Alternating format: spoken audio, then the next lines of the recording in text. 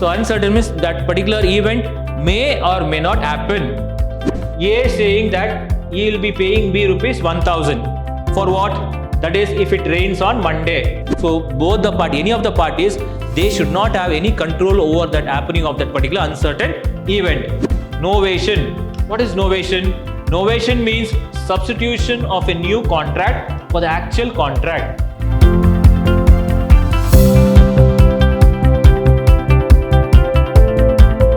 Hi and a warm welcome to you all dear students. I, George Leme, Commerce Faculty, Department of Commerce, Vidyashram First Grade College, the Temple of Excellence, Mysuru. Dear students, today I am going to take up session 3 for Unit 3, that is of your subject Unit 3, where it is about contingent contract. So in the last session, I was explaining to you about quasi-contract.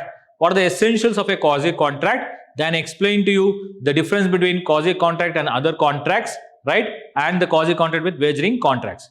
Now let us see what do you mean by. Now in depth, little bit depth, we'll understand about this wagering agreements, okay? Or the wager. Now what is a wager? A wager is an agreement. It is an agreement between two parties. So here also we have two parties, that is A and B. We can take an example, right? In which one promises to pay money or money's worth. Out of these two parties, one will be promising to pay the money or money's worth, okay? On the happening of some uncertain event. Why he is paying this money to another person? Because on the happening of some uncertain event. So uncertain means that particular event may or may not happen. So in consideration for the other party's promise to pay if the event does not happen. So in consideration, that is taking into consideration that the other party also will pay the amount to B. That is, he will pay the amount or the money or money's worth to B. That is, if the event does not happen. So if the event does not happen, the other party, that is B, will be paying the amount, that is the money or money's worth to A. So this is called a wager agreement. I will repeat again. A wager is an agreement between two parties or two persons in which one person or one party is promising the other party to pay the money or money's worth. That is on the happening of some uncertain event, right? And that is in consideration, saying that the other party also promising the later one, that is to pay if in case if that particular event, that is uncertain event, if it does not happen or does not occur. So here you can see the example. If A and B enters into a contract, so A and B, they are entering into a contract, and A saying that he will be paying B rupees 1000 for what? That is if it rains on Monday. So if it rains on Monday, A is going to pay B rupees how much? 1000 rupees. Okay. And B shall pay the same amount of rupees 1000 if it does not rain. So if it does not rain, B has to pay the amount of rupees 1000 to A. So this is called as wagering agreement. Understood? Now this event may be uncertain because we cannot predict when the rain is going to come or when it is going to occur. So it is an uncertain event because it is to be happening in future. So it is happening in future. That is on that particular day on Monday, whether there is going to be rain or not, we don't know. And if it is already happened, then the parties are uncertain and express opposite views. Now coming to the essentials. What are the essentials of this wagering agreement? It says uncertain event. It is an uncertain event because we do not know whether that particular event is going to happen or not. We cannot predict or we cannot forecast. That is why we say it is an uncertain event, and this is one of the important elements of the essential elements of wagering agreement. So the promise must be conditional on an event happening. So any promise which is been made by the parties, that should be a conditional one and happening or not happening. So in this case, whatever the promise is been made by any of the parties, that is to be on condition that whether the event is going to happen or not, so they are going to pay the amount. Now the wager generally contemplates the future events, but what happens here may also relate to past event provided that parties are not aware of these results. So here the parties are not aware of the results of the future things which is going to happen, right, or past, or on the time of its happening. That is, it may be related to the past or it may be related to the future. Now, promise to pay money or money's worth. So here the important thing is the subject matter is not the important aspect here, but the main thing is promising to pay money or money's worth should be the main important element. So that is one of the important essential element of a wagering agreement. So both the parties has to promise that they are going to pay the money or money's worth on the happening of an uncertain event, on the happening or if it is not happening. So the wager agreement must contain the promise to pay the money or money's worth. Then no control over the event. So, well, anyone can have a control over the rain, and can you stop that rain? Or if you want the rain to come, can you ask the rain to come? It is not possible. You don't have the control over the natural things, right? So here it says neither party should have control over the happening of an event. So both the party, any of the parties, they should not have any control over that happening of that particular uncertain event, one way or the other. If one of the parties has in the event, if one of the party, if he has the event in his own hands, then the transaction lacks essential integrants of the events or essential integrants of the wager. So in this case, they say that no control over the event. They should not be having any control over the event which may take place on the happening of that particular uncertain event. Now in this case, any of the parties, they should not have the control over that happenings of that particular event. But in case if any of the party is having a control over that particular uncertain event which is going to happen, then that means it is not valid agreement, or we say it is not a integrant for a wager. It is lacking the essential feature of a wager or wager agreement, right? Now for example, accident we don't know when accident takes place, but if that accident is motivatedly done by another person and it comes that that particular event which has occurred because of intention which is being done, the accident, then it is not a wagering agreement. Each party must stand to win or lose. So under this essential features of this particular wagering agreement, it says both the parties must stand to win or lose. So they should be ready to win or lose that particular game. So here this particular wagering is called nothing but it is totally a game. So they should be ready to win or to lose. So it depends upon each party to stand with to win or lose. So an agreement is not a wager if either of the parties win but cannot lose, or may lose but cannot win. So it says this agreement, an agreement is not a wager when it is called not a wager when either of the parties may win. Any of the parties, if any of one of the parties may win but cannot lose, but they cannot lose, or may lose but cannot win. They may, sometimes one of the party may win and sometimes one of the party may lose. So they should be ready for anything. No other interest in the event. This is one of the next important essential of a wagering agreement. It says there is no other interest in the event. No other such event, no other such interest is there on part of that particular event. The most important thing is that we want money, that's it. So I should get the money because of that particular uncertain event which is going to happen or which is not going to happen. So lastly it says neither party should have any interest in the happening. Any of the parties, it may be like A or B. So any of these, both of the parties, they should not have any interest over that particular event or subject matter on the happening or non-happening of that particular event. Other than that, it says some stake will win or lose. So there, anyone can win or anyone can lose. So therefore, it says this agreement is not a wager if the party to whom money is promised on the occurrence of the event has an interest. So here, this particular event will not be called as a wager agreement. That is, this agreement is not a wager, because sometimes what happens, if the party to whom the money has to be paid, that is promised to be getting that particular money, and if that particular event has been an interest on his part.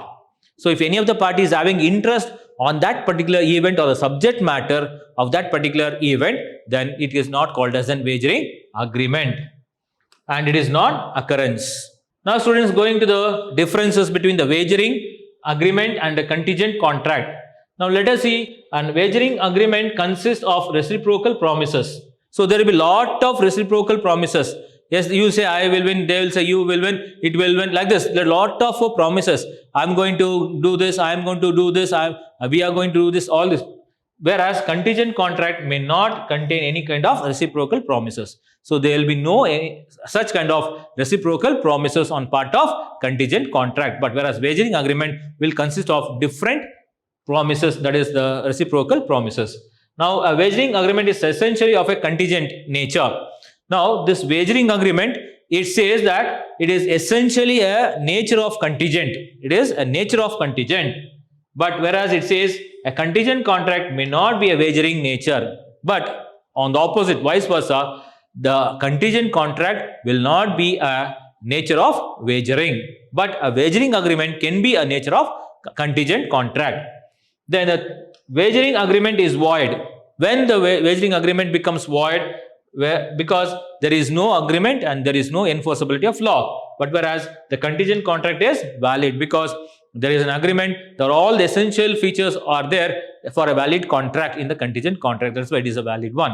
Then it says in wagering agreement, the parties have no interest. Under this particular wagering agreement, whatever the agreement they do, there is no interest on any of the parties for that particular agreement which they make. That is in the subject matter, whether any country wins or loses, that is not the interest here. Okay.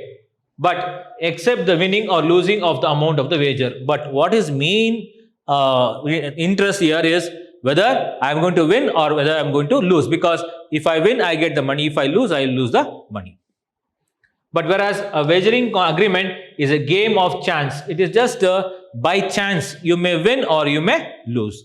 So it is just a betting like we say. So you may win or you may lose. So when you bet on a horse, so there will be 10 horses, and out of 10 horses, you may be betting that particular horse D, surely it is going to win.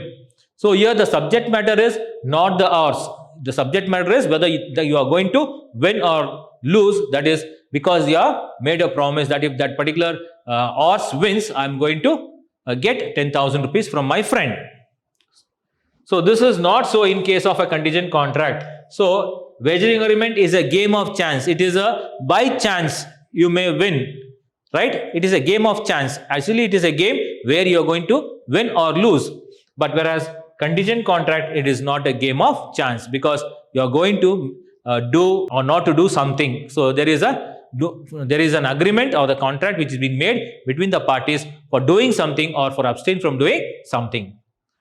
In a wagering agreement, the future event is sole determination factor. So if you see wagering agreement, main thing is the future, what happens in future, that is the important, the key important aspect. Whereas in contingent contract, the future event is only a collateral. But in contingent contract, if you see the future, what it happens, that is only the collateral part and not the main contract. Now coming to students next, that is regarding discharge of contract. This is the topic where discharge of contract means stopping the contract, right? That is revocation of a contract or termination of a contract or contract relationship between the parties to the contract.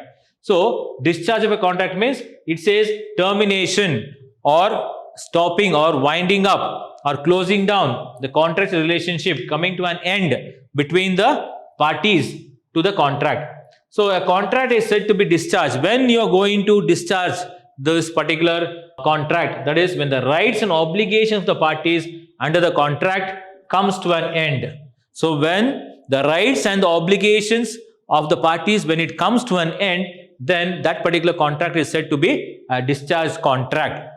Now, which are the modes or the methods of discharging a contract? So you cannot just discharge the contract as you like or according to your whims and fancies. There are some methods which has to be followed on part of every discharge of a contract. So modes or methods we say. So modes or methods of discharge of contract. First, on the discharge by performance. So if a contract, if it has been discharged by the performance, then we can say first one is actual performance, second is attempted performance, right, or tender. Now first we'll see what is this actual performance. So this particular contract that is discharged by performance, it can be discharged in the following ways. The first one I told you, the actual performance. What is an actual performance? a contract is said to be discharged. The contract is going to be coming to an end, or it has been discharged by actual performance, by actually performing that particular duty, when the parties to the contract perform their promises. So when the parties to that particular contract, that is A and B, for example, we say, right, if they perform their promises, whatever the promises is been made at the time of entering into a contract or an agreement, then in accordance with the terms of the contract. So in accordance with the terms of contract where they are made, then it can be called as an actual performance. Secondly, attempted performance or tender. So here, so far the tenderer of performance is concerned, it says a contract is said to be discharged. You can call this particular contract discharged, or it can be revoked or stopped by attempted performance when the promisor has made an offer of performance to the promisee, but it has not been accepted by the promisee. So here it is an attempt to be made by A. So A and B are the partners. So here A is trying to do something, that is, he is trying to attempt to do some performance when the promisor, he is making an offer. So A is making an offer as a promisor for doing some performance to B, but it is not been accepted. Acceptance is not been given by B. That is the promisee. So that is called as attempted performance. Next is discharge by mutual agreement. So by mutual agreement, you can discharge your contract. So contract is created by mutual agreement. Everyone knows that. So only when there is a mutual agreement and when it is of free concern by the parties, then the agreement will be formed. So likewise, the contract, it can also be discharged by mutual agreement. Even if you want to come out of that particular agreement or contract, it can be done also by mutual agreement. So a contract can be discharged by mutual agreement in any of the following ways, such as novation. What is novation? Novation means substitution of a new contract for the actual contract. That means A and B, they are already in the contract now, right? They are already in a contract. Now they want to close this particular contract which they have made, and they want to enter into a new contract.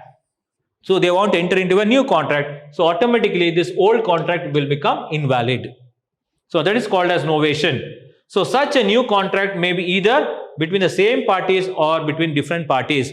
Now this contract, new contract, it can be between again A and B, or it can be between C and D. Anything can be done. It may be between the same parties or between the other parties. Now the consideration for the new contract is the discharge of the original contract. So here what is the consideration? Something to get back. So in return. So the consideration here for new contract is the discharge of the original contract. Discharge means, that means they are closing down this particular contract. That is the consideration for the original contract. So A owes money to B under a contract. So this is an example for this particular, what do you call, the discharge by mutual agreement.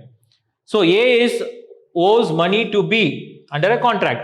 Now it is agreed that A, B and C, that B shall henceforth accept C as his debtor instead of A. So the old debt of A and B, which was no longer exist, and the new debt from C to B has to be contracted. So according to this example, I'll explain to you about this. It says A is owning something, that means he has to pay some rupees to B, right, under a contract. Now it is agreed that between, now these three people will be there. So A, B and C, and in that A, B and C, that B shall henceforth accept C. Now hereafter C is a new partner where B will accept C as a new partner, where C will be the debtor for B. C will be the debtor for B, and here A will not be there in a kind of picture. So instead of A, C becomes the debtor for B, and B has a right to claim that amount from C. The second is rescission. Rescission means cancellation of a contract by any or all of the parties to the contract. So if any of the parties to the contract, if they cancel that particular contract, or if all the parties to the contract, if they cancel or come out from that particular contract, then we call it as rescission. So example, X promises Y to sell and deliver rupees 100 bales of cotton on 1st October. That is in his godown. And Y also promises to pay the goods on 1st November. Now X does not supply the goods, Y may rescind the contract. So X is promising. So here X and Y are two partners. Now X is promising that he is going to sell what? And deliver 100 tons of cotton to Y. That is on 1st October. On 1st October, he is saying that, he is promising that I am going to deliver, that is 100 bales of cotton on 1st October to the godown of Y. Now, Y is also promising the same thing to X, that he is going to pay for the goods which is going to deliver it on 1st November. 1st of November. But in case, if X is not delivering the goods to Y on that 1st November, then Y is not going to pay any amount and he will cancel the contract. Next is alteration. Alteration means change in the terms of the contract. Alteration means you can easily alter. Now A and B are two partners. Now they have made a contract between this both. The agreement is been made. Now that agreement can be altered. They want to alter, add some new things or delete some new things, delete some agreements. Like this, alteration can be done in the contract. So alter means change in the terms of the contract, changing the terms and conditions which is there already in the existing contract with mutual consent of the parties. That is only with the mutual concern of the parties this can happen. That is alteration. Now alteration discharges the original contract. So here when they alter the old contract, then that particular old contract will be discharged. It will be discharged. It will come to an end and the new contract will be created. Now the new contract will be created because they are adding something or they are minusing something from that particular terms and conditions. So however, the parties to the new contract must not change. But the parties who are there, that is A and B, they should not change here. Only the terms and conditions can be changed in the agreement or the contract, but the parties to the contract A and B should be there. There you cannot take C and D as a partner. So X promises to sell and deliver 100 bales of cotton on 1st October. Y is also promising to pay the same amount for the goods delivered by X on 1st November. Thereafter, X and Y mutually decide that goods shall be delivered in 5 equal installments at Z godown. So in this case, your original contract has been discharged and the new contract has come into effect. Now, here X and Y both are agreeing. So A is agreeing, X is agreeing to deliver the cotton bale on 1st November and Y is also giving, that is agreeing for doing the payment or for the payment for X on that particular date.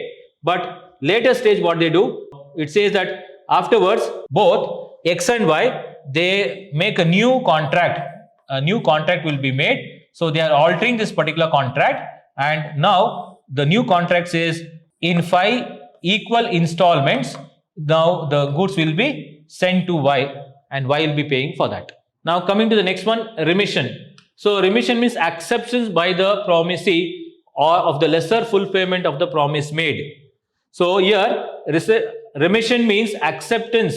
The acceptance is given by the promisee, that is the person, one who has accepted that particular promise or the offer for a lesser fulfillment of the promise made. Now for example, A and B, they have made an agreement. In this case, A is saying that I am going to pay 1000 rupees, but he is paying only 900. In this case, 900 will be accepted by B. So every promises may be dispensed with or remit only or in part, that is the performance of the promise made to him, but or may extend the time for such performance or may accept instead of it satisfying which he thinks it. So this we can easily understand. I'll give an example. A promises to paint the picture. So A is promising to paint a picture to B and B in return he pays. He says that I'm going to pay you the amount. Okay. He is going to pay the amount for A for picturing or to do picture. Now B forwards 4 bids him to do so. A is no longer bound to perform the promise.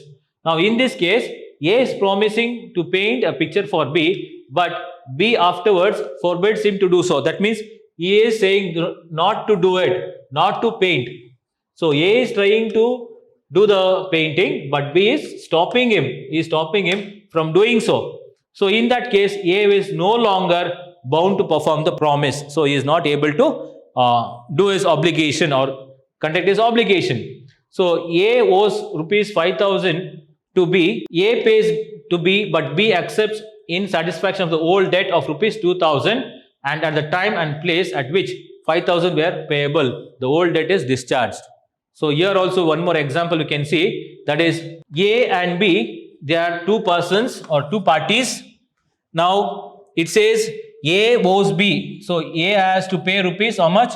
5,000 rupees to B. Now A pays to B and B accepts it. So here A is paying B and B is accepting it in satisfaction of the old debt. That is, he is paying how much?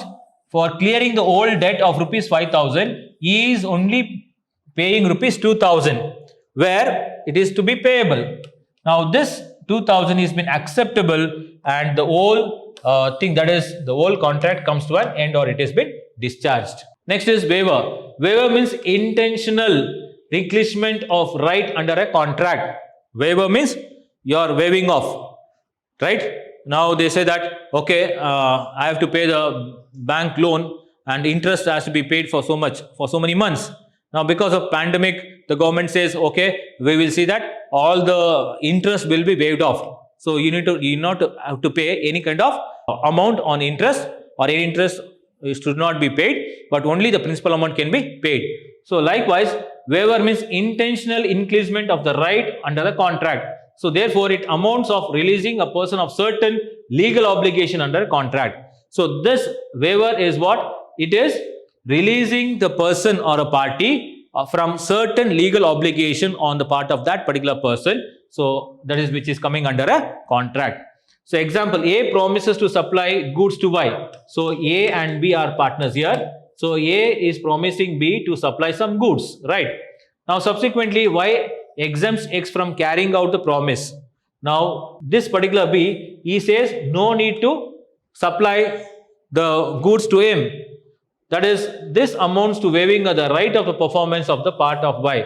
So here he says that you need not have to supply, or you need not have to carry out the promises which you have made to me that to supply the goods. So this is called a waiver, where the commitment or whatever the person who is having an obligation, so he will be released from that particular certain legal obligations under a contract. So students, these are the various topics which I covered to you today, that is under session 3 of contingent contracts. So hope you understood all the topics. So please concentrate on whatever the topics which I covered to you, so it will be helpful for your examination. So you can just make some points. I am giving you examples also here.